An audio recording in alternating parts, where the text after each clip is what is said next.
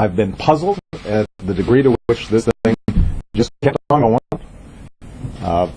We've had every official in Hawaii, Democrat and Republican, every news outlet that has investigated this, confirm that, yes, in fact, I was born in Hawaii, August 4th, 1961, in Kealani Hospital.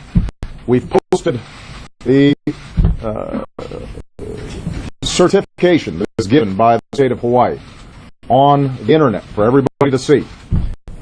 People have provided affidavits that they, in fact, have seen this birth certificate, and yet this thing just keeps on going. Now, normally, I would not comment on something like this, because obviously there's a lot of stuff swirling in the press at any given day, and I've got other things to do. But 2 weeks ago, when the Republican House had put forward a budget that will have huge consequences potentially to the country, and when I gave a speech about my budget and how I felt that we needed to invest in education and infrastructure and making sure that we had a strong safety net for our seniors, even as we were closing the deficit, during that entire week, the dominant news story wasn't about these huge monumental choices that we're going to have to make as a nation. It was about my birth certificate. And that was true on most of the news outlets that were represented here. And so I just want to make a larger point here. We've got some enormous challenges out there. There's a lot of folks out there who are still looking for work. Everybody is still suffering under high gas prices.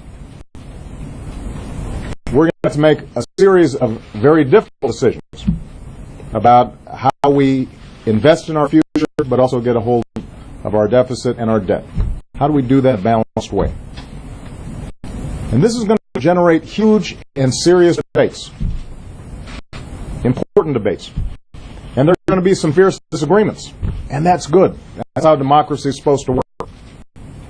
And I'm confident that the American people and America's political leaders can come together in a bipartisan way and solve these problems. We always have.